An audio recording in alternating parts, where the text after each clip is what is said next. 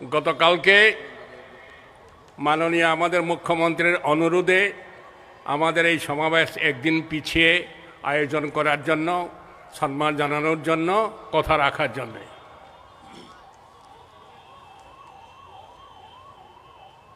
সুরক্ষা মঞ্চের কর্মকর্তাগণ, আমরা এই সুরক্ষা মঞ্চ কি, যারা আমাদের বিষাইছে বায়ু, নিবাইছে আমাদের আলো, তাদের থেকে সুরক্ষা করার জন্যই আমাদের এই সুরক্ষা মঞ্চ। কাদের কাছ থেকে সুরক্ষা করতে হবে? যারা ক্ষমতার রাজনীতি করে, সংবিধানের শপথ নিয়ে সংবিধানের অক্ষরে অক্ষরে সমস্ত জাতি উপজাতি পিজিপি তাদেরকে রক্ষা করার জন্য যে শপথ নেয়, কিন্তু শপথ নেওয়ার পর এমএলএ এমপি মন্ত্রী হলে পরে সব ভুলে যায়। আমাদের সংবিধানে কি রক্ষা কবচ আছে, এটাকে যথাসম্ভব তারা লুকিয়ে রাখে, জনগণ যাতে এটাকে বুঝতে না পারে। ভারতবর্ষের সংবিধানে স্বাধীন হওয়ার পর সংবিধান প্রণেতাগণ, সরকারগণ জনজাতি সমাজের যাদের কৃষ্টি সংস্কৃতি ধর্ম নিয়ম আচার আছে এবং সেই সমস্ত আচার আচরণকে উন্নতি করলে সমাজের, রাজ্যের, দেশের উন্নতি হবে, সেই সমাজকে শিডিউল ট্রাইব রিকগনাইজেশন দিয়ে তাদেরকে সেই সমাজের কৃষ্টি সংস্কৃতি সুরক্ষার জন্যে তাদের নিয়ম নীতি সবকে সম্মান জানিয়ে তাদেরকে স্বশাসন দিতে হবে। কিন্তু যারা এই সমস্ত ক্ষমতার, এই সমস্ত সংবিধানের শপথ নিয়ে আছে, তারা পার্টি করতে গেলে প্রথমেই ভুলে যায়, তাদের প্রথম কর্তব্য হয়ে দাঁড়ায় সমাজের থেকে ধর্ম কেড়ে নেওয়া, সমাজের থেকে যারা ধর্ম করে সেই সমাজকে ধ্বংস করা। সে অনেক ইতিহাস। এইভাবে সমস্ত দলবাজিরা আমাদের সমাজ সিস্টেমকে ভাঙতে শুরু করল 2053 সাল থেকে, যখন আমাদের ত্রিপুরা রাজ্যে গণতন্ত্রের নামে পার্টিবাজি শুরু হইল। কমিউনিস্ট পার্টি প্রথমেই শুরু করল এই রাজ্য থেকে সমাজপতিদের প্রথা পদ্ধতি সমাজ ভাঙতে হবে। শান্তি সেনা তৈরি করে সমাজপতিদের কিডন্যাপ করে জ্যান্ত কবর দিয়ে পাড়ায় পাড়ায় আগুন জ্বালিয়ে সমস্ত সমাজকে ধ্বংস করার শুরু করল। তখন আমরা সমস্ত জনজাতি সমাজ ঐক্যবদ্ধভাবে এই পার্টি বাজেট থেকে কি করে রক্ষা করা যায়, এই জন্য আমরা বারখিল হালাম আদিবাসী সংসদ তৈরি করে সরকারের থেকে কার্টিজ বন্দুক বল্লম টর্চ নিয়ে সমাজকে রক্ষা করেছে, সমাজ সিস্টেমকে আমরা রক্ষা করেছি। কিন্তু তারা প্রত্যক্ষ সংগ্রামে না গিয়ে তারা তখন শুরু করলো জ্ঞানের দ্বারা কি করে সমাজের মানুষকে নিজেদের পকেটে ভরা যায়। সে কিরকম? সমাজকে বলেছে ধর্ম কিছু নয়, এটা আফিম, এটা গাঁজার দম, এটাকে ছুটতে হবে এবং এই গাঁজার দমকে যারা ধরে রাখে সমাজ, এই সমাজকে ভাঙতে হবে। এইভাবে সমাজের মানুষকে ধর্মহীন সমাজহীন বানাইয়া অমানুষ তৈরি করতে শুরু করলো। ছলে কলে বলে তাদেরকে বলল, তোমার সমাজ কি দিতে পারে? চাকরি দিতে পারে, এমএলএ করতে পারে, মন্ত্রী করতে পারে, কিছুই দিতে পারবে না, তোমরা এগুলি সরে দাও। আর আমাদের সমাজপতিরাও সজাগ নয়, তাদের লোভে পড়ে সব সমাজকে সেই পার্টির মধ্যে মাথা নত করে দিছে। শেষ পর্যন্ত এমনি করে সমাজের অস্তিত্ব, সমাজের ধর্ম এখন আরেক ডিগ্রি বাড়া। এখন তারা স্লোগান দিচ্ছে, ধর্ম একটা রোগ, এটা HIV, এটা লেপ্রসি, এটা ম্যালেরিয়া রোগ। সমাজ থেকে এটাকে না সরালা পর্যন্ত আমরা স্বাধীনভাবে রাজনীতি করতে পারতাম না। এই স্লোগান উঠল। কাজে ধর্ম সমাজ রক্ষা না হলে ধর্মহীন মানুষকে দিয়া অকাজ কোকাজ সব কিছু করানো যায়, এটা পশুরাজ সৃষ্টি হয়ে যায়। যাই হোক, সে অনেক কথা। তারা এমনি করে আমাদের সমাজকে ধ্বংস করেছে, সমাজকে গিলে ফেলেছে। সেটার থেকে রক্ষা করার জন্য আমাদের এই সুরক্ষা মঞ্চ। আশ্চর্য হবেন, এমনি থকতে থকতে থকতে থকতে আমরা বিশেষ করে ত্রিপুরার জনজাতিরা কি করে সমাজকে বাঁচানো যায় এটা চিন্তা করে একমাত্র উপায় আছে আমাদের স্বশাসন পাওয়া। সংবিধানের ষষ্ঠ তপশিলের ক্ষমতা অধিকার অনুযায়ী প্রত্যেক সমাজ রক্ষা করার জন্য আমরা এডিসি আনতে হবে। ষষ্ঠ আমাদের এখানে ষষ্ঠ তপশিল চালু করতে হবে। তখন এই জনজাতিদেরকে রক্ষার জন্যেই সমস্ত পার্টি, কংগ্রেস, কমিউনিস্ট, যুব সমাজ সব বলে আমরা এমন সংগ্রাম করলাম যে সংগ্রামের ফলে আমাদের অটোনমাস ডিস্ট্রিক্ট কাউন্সিল হইল। আমরা ভাবলাম জনজাতিদের একটুখানি স্বাধীনতা, নিজেদের একটুখানি ক্ষমতা নিশ্চয়ই আমরা পাব। কিন্তু সেখানেও সেই 16 মাইদের দল, জনজাতিরা সেখানে স্বশাসিত জেলা পাইল না। কমিউনিস্টদের শাসন, কংগ্রেসদের শাসন, এখন আবার আছে মথার শাসন। আমরা বললাম আমার জনজাতির সমাজকে সব একত্র হয়ে আসুন, আমরা এই স্বশাসন নিজেরা শাসন করি, পার্টিরে শাসন না করাইয়া আমরা শাসন করি। কিন্তু আমাদেরকে শাসন করতে দিল না। স্বশাসিত জেলা পরিষদে পার্টি শাসন করতে শুরু করলো। আমাদের এমডিসিরা কিছুই করতে পারলো না। আমরা বললাম আমাদের স্বশাসিত জেলা পরিষদে আমাদের শাসন কায়েম হবে, আমাদের রীতিনীতি সেখানে আমরা প্রতিষ্ঠা করব, সেখানে আমাদের কাস্টমারি ল অনুযায়ী আমরা আইন কানুন তৈরি করব। কিন্তু না, সেইখানে কে কত বড় এমডিসি হওয়া যায়, চিফ এক্সিকিউটিভ মেম্বার হওয়া যায়, কোন মন্ত্রী হওয়া যায়, পার্টি তো জনজাতির দরকার নাই, তারা তো আপনারে হাততালি দিলেই হইল। জনজাতি সমাজের কেউ সেখানে স্বশাসন চালন করার অধিকার পাইল না বুদ্ধির বলে। সেই এডিসিটা হয়েছে কি এখন 80% উদ্বৃত্ত রাজ্য সরকারের কর্মচারীদেরকে ডেপুটেশন নিয়ে পয়সা দেওয়া। যত আমরা রিটায়ার গেছে তাদেরকে সেখানে অ্যাডভাইজার বানানো।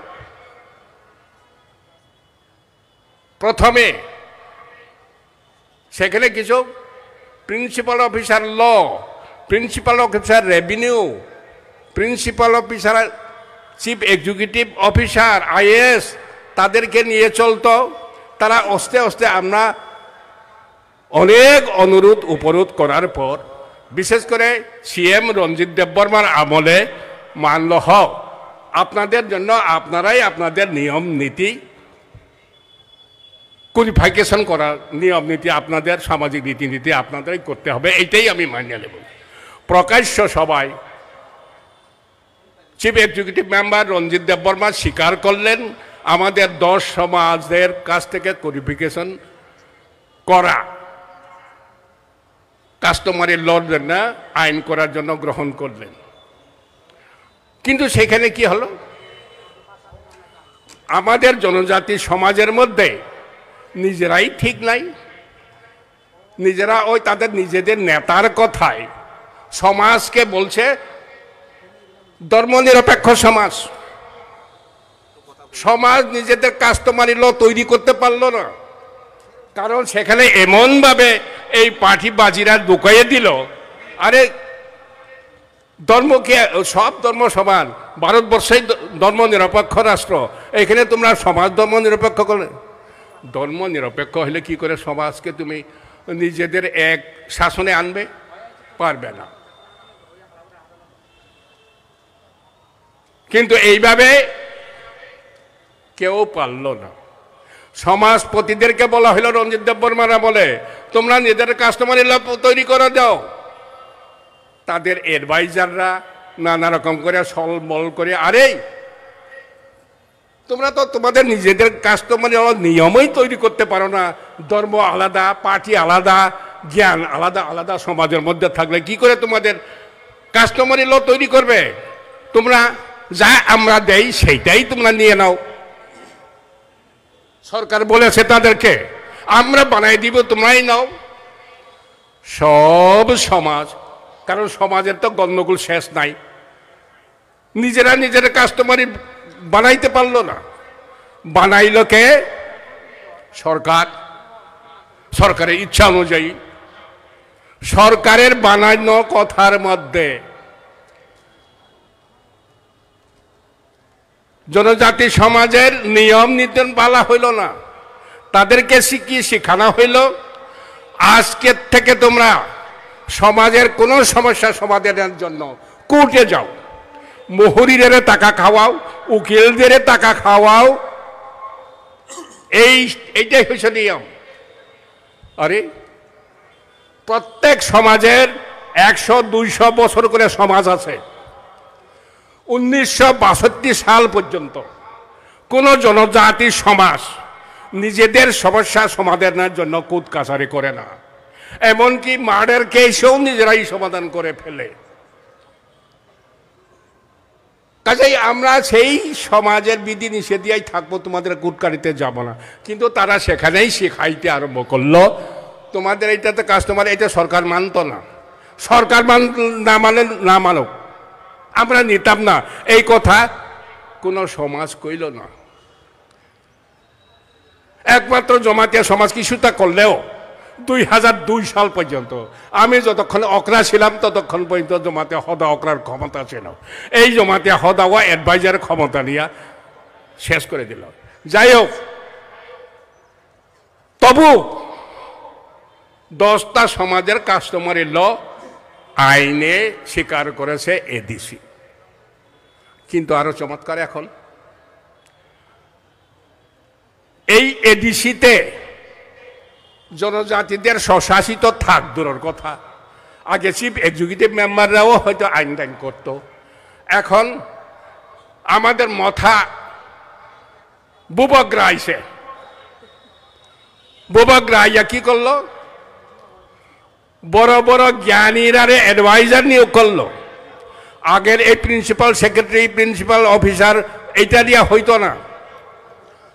কি রাজস্থানের থেকে এক জ্ঞানী ব্যক্তি, ওই ইন্ডিগো পাইলটের অবসরপ্রাপ্ত পাইলট, তারপরে আমাদের বহু লয়াররা নিয়ে পোস্টিং দিল এডিসিতে অ্যাডভাইজার পদে,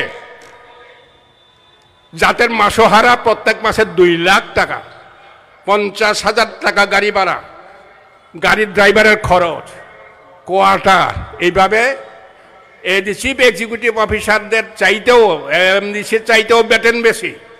তাদের দায়িত্ব শিখানো, জ্ঞান দেওয়া। আরে আমরা 150, 200, 400 বছর ধরে সমাজ করে আইছি, সুপ্রিম কোর্ট বলে দিছে যে নিয়ম সমস্যা সমাধান করতে পারে সেইটাই তো ল। জনজাতির সমাজ যে নিয়ম আচারের মধ্য দিয়া এত বছর নিজেদের সমাজ চালাইয়া আইছে কোর্ট কাছারিতে না গিয়া, কাজেই জনজাতির সমাজের এই কাস্টমারকেও ল বলতে হবে, কিন্তু ল বলতে তারা নারাজ, মথারা নারাজ। তবু আমি বলছি যে জাগরণ শুরু হয়েছে, এখন তারা চিন্তা করতে আরম্ভ করেছে জনজাতি সমাজে তেল দিতে হবে। আগে তেল দিয়ে দিয়া সমস্ত সমাজপতিদের পকেটস্থ করছে। এখন রাজ্য সরকার সেদিন দেখলাম জনজাতি সমাজপতিদের কর্মশালা করছে প্রজ্ঞা ভবনে। সেখানে প্রায় 50-60 জন সমাজপতিরে দেখলাম টিভিতে। আমরা ত্রিপুরাতে মাত্র 19 জনজাতি সমাজ, স্বীকৃত জনসমাজ, কেন্দ্র সরকারের স্বীকৃত সমাজ। তুমি 43টা 44টা জনজাতি সমাজপতি পাইলা কই? এখন তারা আবার কি জানি সমাজপতিও মানাইতে শুরু করছে।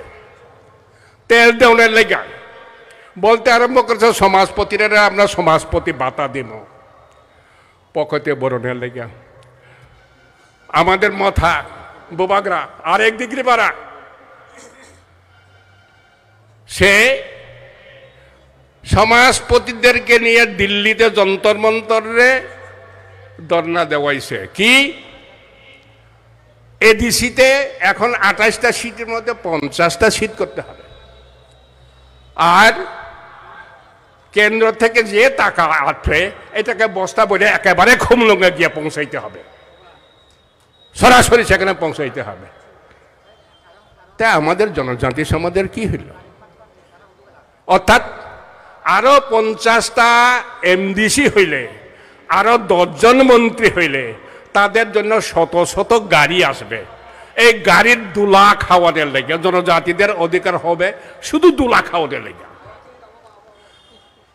এই আমাদের বুবাগরা যদি অত থাকতো, ক্ষমতা থাকতো, গ্রেটার ত্রিপুরাল্যান্ডের জন্য 1 ইঞ্চি 2 ইঞ্চি ত্রিপুরা বাড়াইতে তো এমনিই পারত। জনজাতি সমাজকে নিয়ে আবার দিল্লিতে ধর্ণা দেওয়া লাগেনি।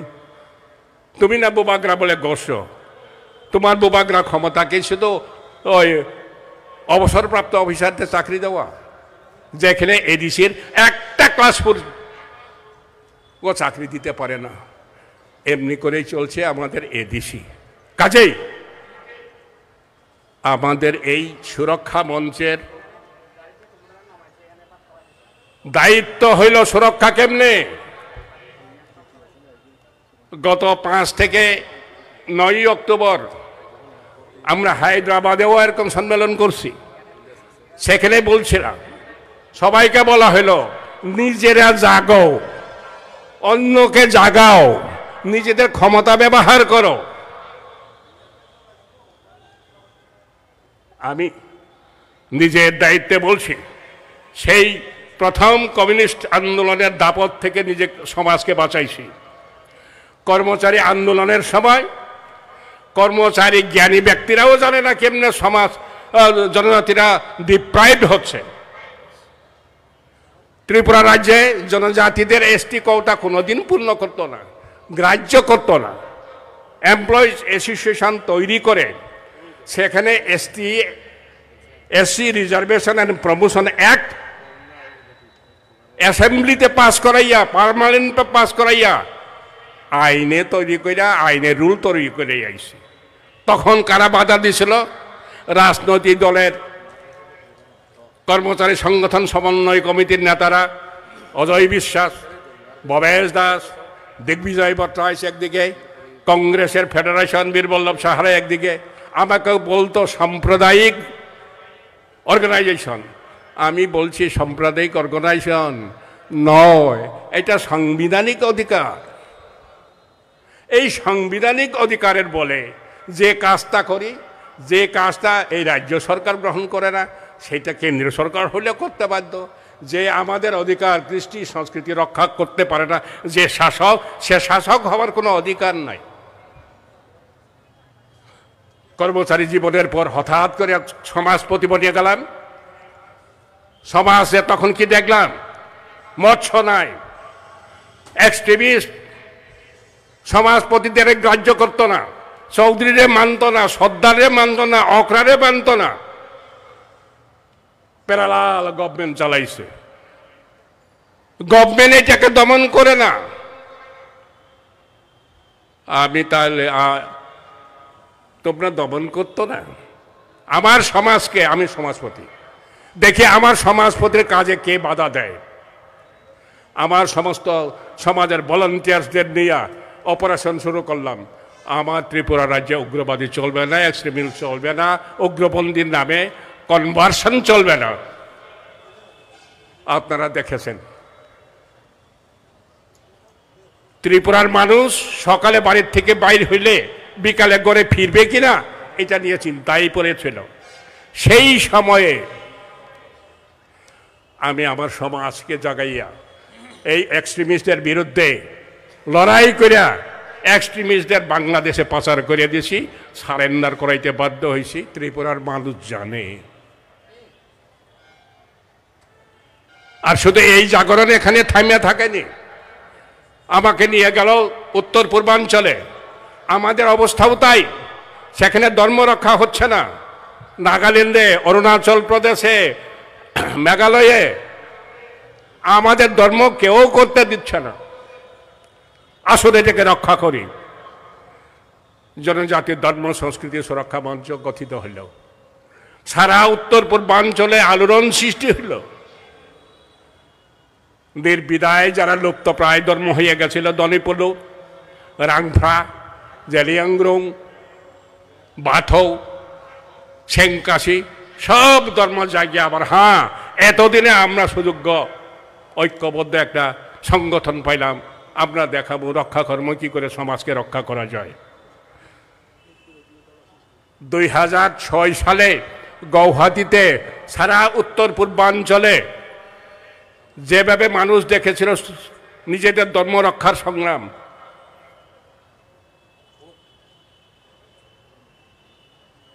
বড়দিনের আগে উত্তর পূর্বাঞ্চলে ড্রাইভাররা পর্যন্ত স্টিয়ারিং ধরে না। সেই বড়দিনেই 24 তারিখ থেকে 28 ডিসেম্বর উত্তর পূর্বাঞ্চলে সেই সুরক্ষা মঞ্চের শক্তি প্রদর্শন হইল।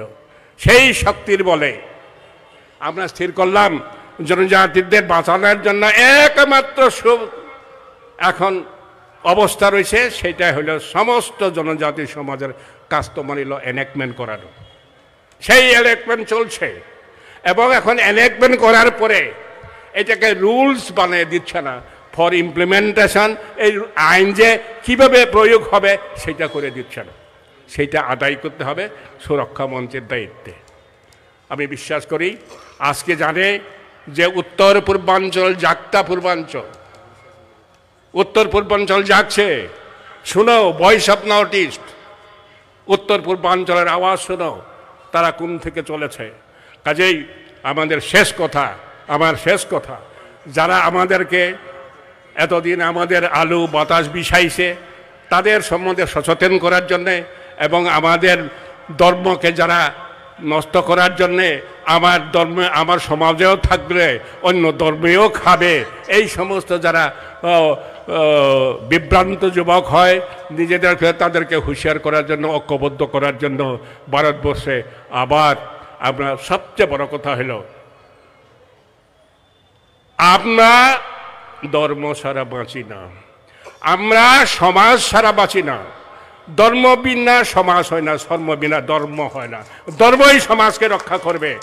সারা ভারতবর্ষেও আমরা শিখিয়ে দেব যারা রাজনীতি করে ধর্ম আফিম সমাজ যারা করে এটা কি জানি কয় সরাইতে হবে, তাদের বিরুদ্ধেও আমাদের এই কথা। ভারতবর্ষের মাটিতে ভারতবর্ষের কৃষ্টি সংস্কৃতিকে যারা লুপ্ত করতে চায়, যারা এটাকে অবজ্ঞা করে, তাদের জন্য একজন একজন ভারতবাসী আবার জেগে উঠতেছে। আজকের এই যে সমাবেশ শুধু ত্রিপুরায় নয়, সারা ভারতবর্ষে চলছে। এবং এই সমস্ত কাজ আমরা অকাজ করি না। আমরা সংবিধান অধিকারে বলেই আমাদের সমস্ত জাগরণ। যারা সংবিধান মানে না তারা চ্যুত হয়ে যাবে, যারা সংবিধান মতো থাকবে তারাই কাজ করবে। আর এই সমস্ত কাজ করার জন্যই তো মানুষ আমাকে সম্মান জানায়, আমাদেরকে সংগ্রামকে সম্মান জানায়। এবং এই সুরক্ষা মঞ্চের কথা শুনে সত্যি পাওয়ার রাজনীতি যারা করে তারা কোন ছলনায় আবার ডুববে জানি না, কিন্তু আমরা সেই সুযোগ দেব না। এইটা করার জন্যই সুরক্ষা মঞ্চের আবির্ভাব। সুরক্ষা মঞ্চ দীর্ঘজীবী হোক, সুরক্ষা মঞ্চ নিজের ন্যায়ের পথে থাকুক। সংবিধানের অধিকার বলেই আমাদের আন্দোলন, সংবিধানের অধিকার বলেই আমাদের দাবি, সংবিধানেই আমাদেরকে বাঁচাবে। কোনো পার্টি আজকে উঠবে কালকে যাবে, কিন্তু সমাজ ধর্ম কোনো দিন যাবে না। এইটার জন্য আমাদের এখানে নত করতে হবে। এই কথা বলে সবাইকে নমস্কার জানিয়ে আমার সংক্ষিপ্ত ভাষা শেষ করা। নমস্কার।